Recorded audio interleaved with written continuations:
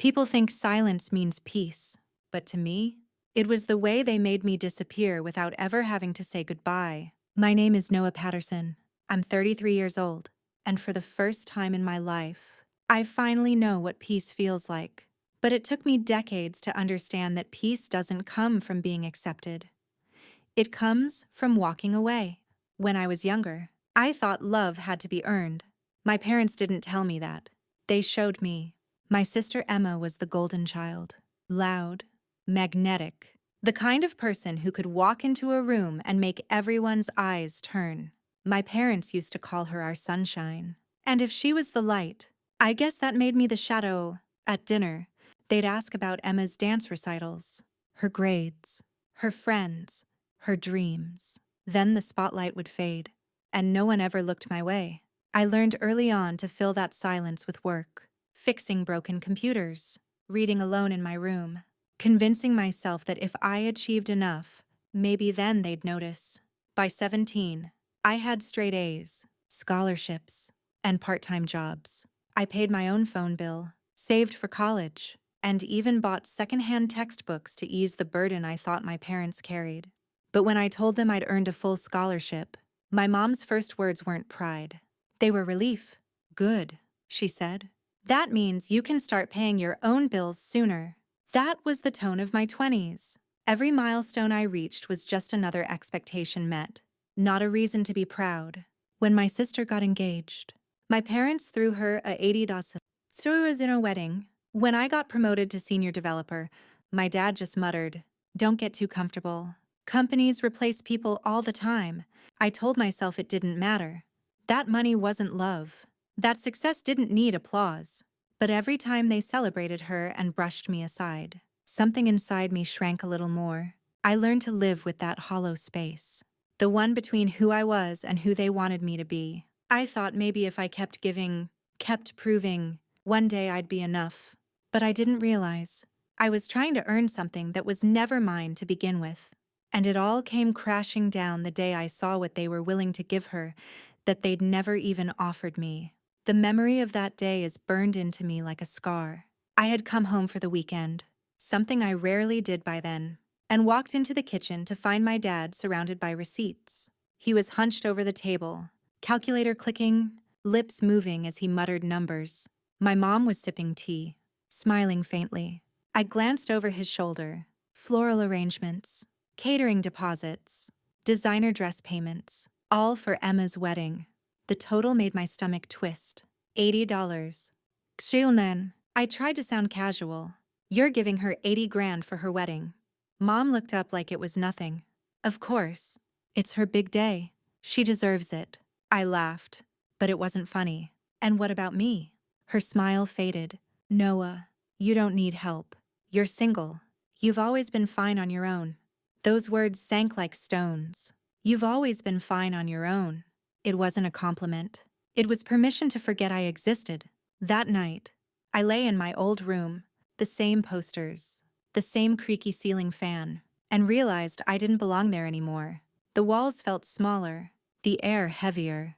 I could hear them downstairs laughing with Emma, planning flowers and music, while I stared at the cracked ceiling paint, wondering when exactly I'd stop being part of their picture. It didn't happen in one moment. It was death by 1,000 small dismissals. The year they forgot my birthday. The Christmas they accidentally left me out of the family photo. The Thanksgiving when Mom said, "Emma always brings such life to the house." While I cleared the table alone, I stopped asking questions. I stopped speaking at dinner. I learned to hold my breath when they talked, so my voice wouldn't interrupt the sound of their joy. When I graduated early, they didn't come to the ceremony. "It's a weekday," Dad said. "We can't take off work for every little thing." But they took off 3 days for Emma's engagement trip to Napa. At some point, the silence between us became its own language, one that said, "We see you, but you don't matter." Still, I tried. I sent cards, made calls, sent gifts for holidays I was never invited to. I kept hoping maybe one day they'd meet me halfway. But every conversation felt like a transaction. My updates met with indifference, my achievements with skepticism. When I told them I'd bought my first apartment, Mom said, "Be careful. Property taxes will drain you. When Emma announced her honeymoon, they said, "You deserve it, sweetheart." By then, resentment had turned into something colder, exhaustion. The breaking point came the night of Emma's rehearsal dinner. I wasn't invited, but one of her friends posted pictures online. My entire family, mom, dad, cousins, all there, smiling under fairy lights. And in the captions, she wrote, "Couldn't have done it without my amazing family." My name wasn't mentioned once. That night, I didn't cry. I didn't rage. I just sat in the dark of my apartment, staring at the glow of my phone, feeling the weight of years of invisibility pressing down on me. I realized something simple and terrifying. I had been auditioning for a role that was never mine. And that was the moment the glass finally cracked. The next morning, I didn't call. I didn't show up. I didn't send a gift. I chose silence. Not the kind they gave me, but the kind I could finally own. The first morning after I stopped calling, the silence felt different. For years, it had been suffocating, the sound of being forgotten. But now, it was mine. No one was telling me who to be, what to do, or how to shrink myself to fit their comfort. I woke up, made coffee, and for the first time in a long time, I didn't feel like I was waiting for something that would never come. I poured everything I had into work. My job became my oxygen. Long nights at my desk, code glowing across the screen like a quiet rebellion. I was determined to build a life that no one could take credit for, a world that didn't need their validation. Every project was a brick in a wall separating me from them. Then, one night, my boss pulled me aside after a late shift. "You've been burning through projects faster than anyone," he said. "You ever think about leading your own team?" That question hit harder than I expected. I'd spent so long chasing approval that I forgot what it felt like to deserve something. That promotion changed everything. Months later, the company was bought out by a major tech firm, and I received a payout large enough to shift the entire axis of my life. I still remember staring at the email, the number glowing back at me, a figure that meant freedom. I didn't tell my family. I didn't owe them that story. Instead, I did something they'd never expect. I took a break. A real one. I booked a flight to a quiet coastal town where nobody knew me. The first night there, I sat on a weathered pier with the ocean wind in my face, and I realized I didn't feel lonely anymore. Just free. A week later, I met Maya. She was a real estate agent, sharp, sarcastic, and fearless in a way that made me laugh without meaning to. We met while I was looking at properties, both of us joking about how overpriced Serenity had become. But there was something about her, the way she saw right through my calm exterior, the way she didn't flinch at my silences. She once told me, "You keep talking about your family like they're still holding you hostage. You're free now. Noah, stop trying to buy their love. Invest in yourself instead." It hit me like a lightning bolt. All those years, I'd been mistaking endurance for strength, survival for peace. So, I did something that scared me more than anything. I started over. I used the payout to launch my own software consultancy. At first, it was just me and two friends, a rented workspace, hand-me-down computers, and dreams bigger than our budget. We worked late, fueled by bad coffee and stubborn hope. I had no roadmap, no mentor, no safety net. Just the quiet conviction that if I built something honest, something real, it would stand. It wasn't easy. There were nights I questioned everything. The pressure, the risk, the constant whisper in my head saying, "What if you fail?" But failure didn't scare me anymore. Going back did. And slowly, the work began to grow. Clients started calling. Contracts expanded. My name, the one that used to mean nothing in my family, started showing up on real business articles. I was no longer Emma's brother. I was Noah Patterson, founder and lead developer.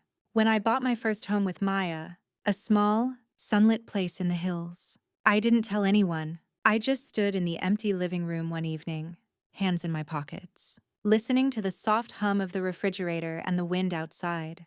That silence, once my enemy, had become my sanctuary. I decorated slowly, filling the house with things that had meaning.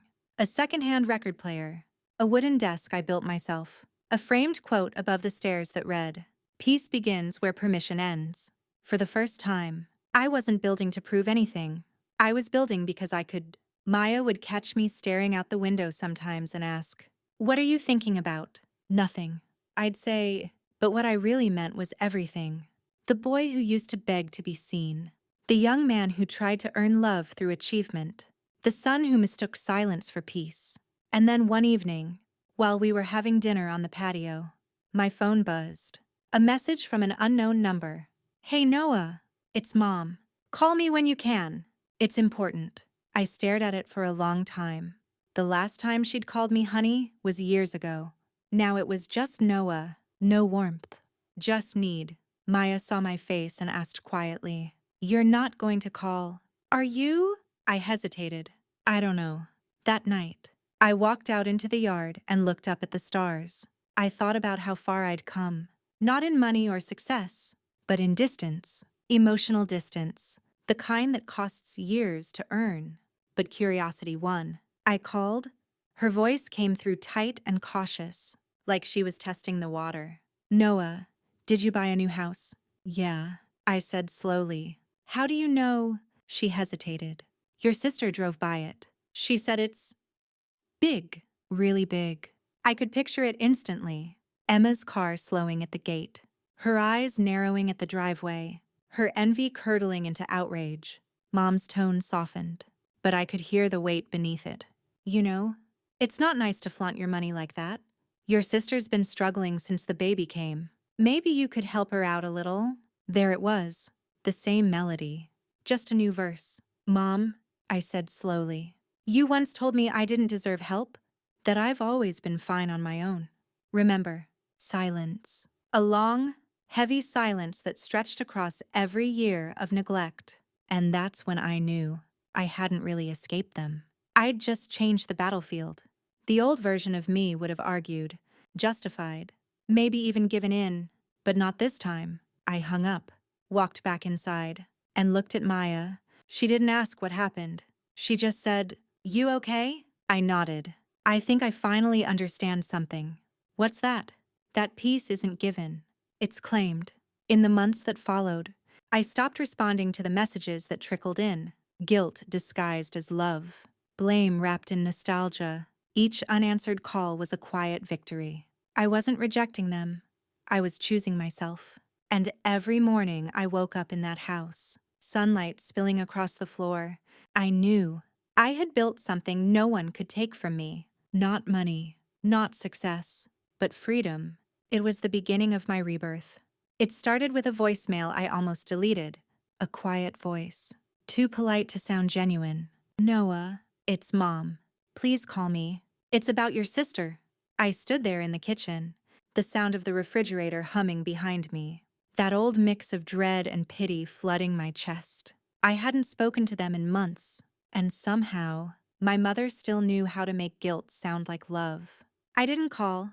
I just let the message sit there, unread, like a reminder of everything I'd walked away from. But silence never lasts long in families like mine. They always find a way to break it. A week later, I came home to find her standing at my gate. Floral dress, nervous smile, eyes darting toward the house like she couldn't believe what she was seeing. She looked smaller somehow, or maybe I'd just grown used to looking at her without needing approval. When I stepped outside, she forced a smile. "You've done well for yourself, Noah. The house is beautiful." "Thanks," I said evenly. She nodded, still scanning the property. "You know, Emma drove by here the other day. She cried for hours. She doesn't understand how things ended up this way. How her brother got everything and she was left behind." There it was. The script I'd heard my whole life. The guilt, dressed up as concern. "You don't have to give her money," she said softly. "Just talk to her. Let her see inside. She feels like you're punishing her." I almost laughed. Punishing her. She went online and called me arrogant.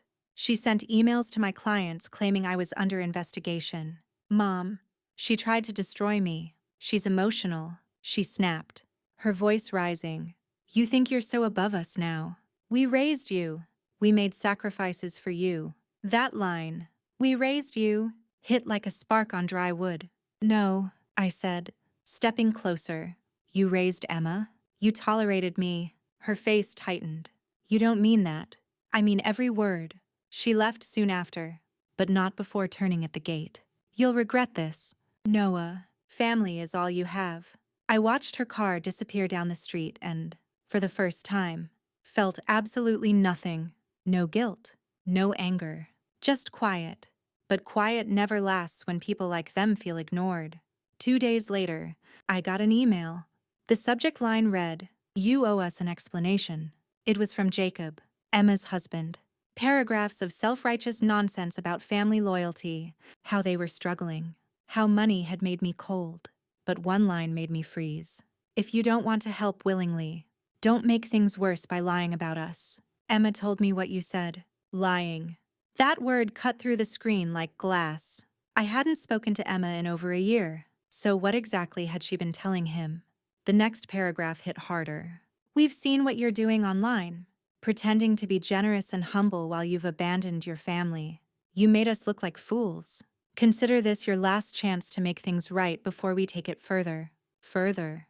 I didn't have to wait long to find out what that meant.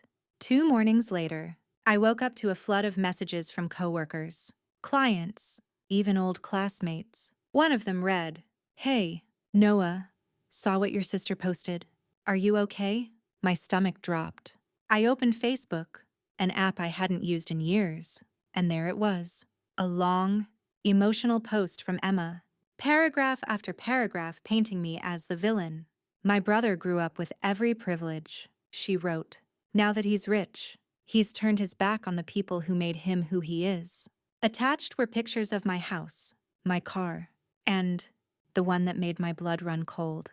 A cropped screenshot of an old text I'd sent her years ago. "Someday, I'll make enough that I'll never have to ask anyone for anything again." Taken out of context, it sounded arrogant, ruthless, even. The post had hundreds of likes, dozens of comments. "Money really changes people. Can't believe family would do that. Hope karma finds him." I just sat there, staring at the screen, my throat tight, my pulse hammering. Maya came over, put her hand on my shoulder, and whispered, "Don't respond. Just breathe." But that wasn't the end. Within a day, I found out Emma had emailed my company, my partners, and even my clients, claiming I was being investigated for financial misconduct. She fabricated screenshots of transactions, using numbers she must have pulled from old invoices. It was absurd, but convincing enough to cause panic. For 48 hours, I worked around the clock, calling lawyers, releasing statements, proving every cent was clean. I had records, audits, proof. But reputation doesn't wait for facts. And then, as if on cue, Mom called again. "I told you this would happen," she said. "You pushed her too far. You told me." I snapped. "She's trying to ruin my career. She's hurting," Mom said quietly. "You should have called her." It was like something cracked inside me. A clean, quiet break. "You know what, Mom? I used to think you didn't know what you were doing, but now I see it. You taught her this. You taught her that she could do anything and you'd still defend her. Congratulations. You raised a manipulator." Her voice trembled. "Don't talk about my daughter like that." "Your daughter," I said softly. "I stopped being your son a long time ago." I hung up. That night, I didn't sleep. Every memory I'd ever buried came back. Every ignored achievement. Every half-hearted conversation. Every time they made me feel like I had to earn the right to exist. By morning, the pain had cooled into something sharper. Focus. I gathered everything. Screenshots, messages, emails. I hired a cybersecurity team. And what they found was damning. Every fake message, every forged file, every anonymous post traced back to their home Wi-Fi. Still, I waited. I wanted it to be final. And it was the day I got a call from one of my clients overseas. "Noah," he said hesitantly, "one of your relatives contacted us. She said you'd been lying about your credentials." My blood went cold. "Who?" She called herself Emma. That was it. The line had been crossed. That afternoon, I closed my laptop, stood by the window, and let the sunlight hit my face. "She wants to destroy me," I said quietly. "Fine. Let's see how she likes the truth. Maya didn't stop me. She just nodded. Then do it right. No yelling, no emotion, just facts. For the next week, I built a fortress of truth. Every document, every digital trail, every falsified signature, compiled, notarized, and filed. I reached out to my legal team and told them to prepare a public statement, not a defensive one, a declaration. When the article hit, Tech CEO's family claims betrayal, I was ready. Within hours, my team released the full audit report. Every dollar my parents had drained from the family trust, every time they used my name to authorize payments for Emma's emergencies, every falsified e-signature, every lie. The internet turned fast. The narrative flipped overnight. New evidence contradicts Patterson family's claims. Audit reveals misuse of CEO's identity by relatives. It wasn't victory I felt that day. It was silence. The kind of silence that doesn't hurt anymore. But the real confrontation didn't happen online. It came 6 months later, when my parents showed up at my office. They looked deflated. My father's hair thinner, his suit hanging loose. My mother's voice trembled. Noah, please, we just wanted to talk. Inside the meeting room, the air was thick with everything left unsaid. You made your point, my father said, his tone bitter. You embarrassed us. You dragged our name through the mud. I laughed softly. You accused me of fraud. You forged my name. And you're worried about embarrassment. My mother's eyes filled with tears. We lost everything. Noah, the house, the savings, the trust. We don't know where to go. I looked at her, really looked. Beneath the guilt and fear, there was still that flicker of expectation, the belief that I'd rescue them. I'm sorry, I said quietly, but I'm not your solution anymore. Her lip trembled. You'd let your parents end up on the street. I met her eyes. You let your son drown for 30 years. I begged for love. And you gave me conditions. You used my name when it suited you and erased it when it didn't. So yes, I'm done saving people who never wanted me to stand on my own. They didn't speak. I stood, ready to leave, but paused at the door. There's a fund I support, I said evenly. For families in crisis, I'll make a donation, in your names. You can apply if you qualify. My father's face went red. You think we're charity? I looked back. I think that's all that's left. He shook his head. One day you'll regret this. Money can't fill the hole where family should be. I gave him a small, tired smile. You're right, but peace can. As I walked out of that room, I didn't look back. For the first time in my life. I didn't need to. The world didn't end after that meeting. It just got quieter. A week later, I heard from a mutual contact that my parents had moved into a small apartment on the edge of town.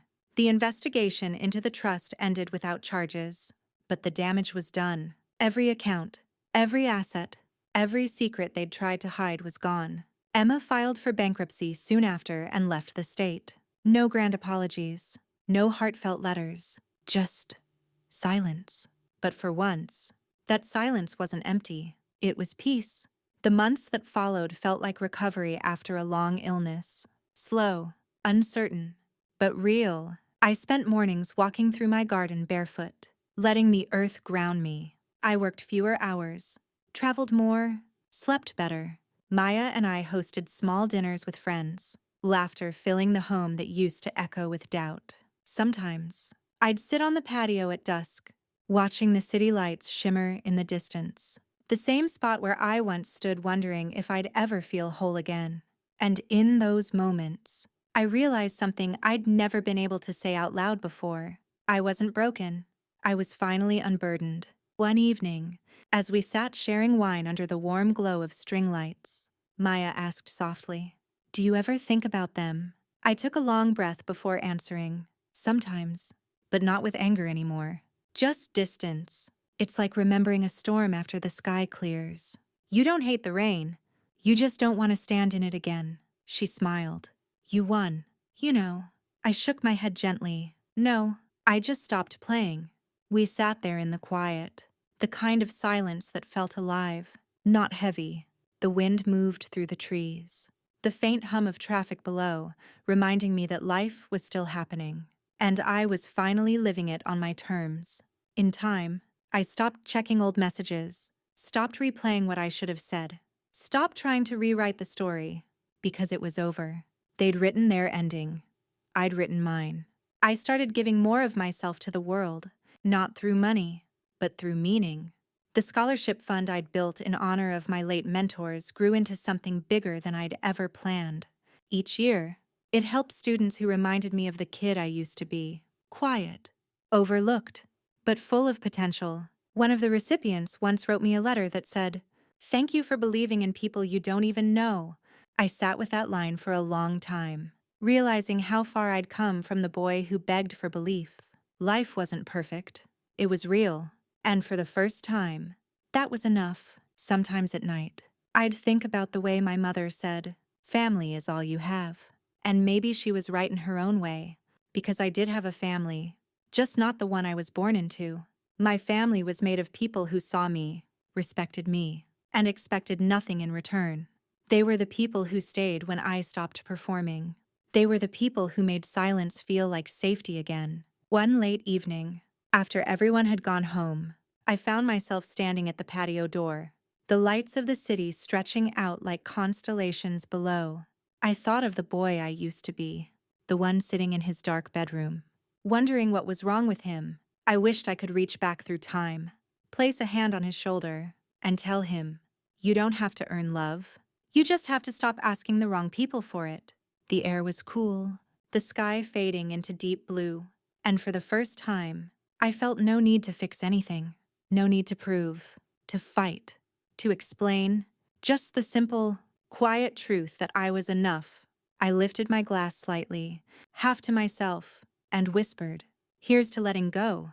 The wind carried the words away, but the peace stayed, because silence, the same silence that once buried me, had finally become the place where I found myself. If you've ever felt invisible, forgotten, or left behind, remember this. You still have the power to choose yourself, to build your own peace, to become the person no one believed you could be. And if you need a voice to remind you that healing is possible, you'll find it here. Subscribe to Vengeance Within, and never stop writing your own ending.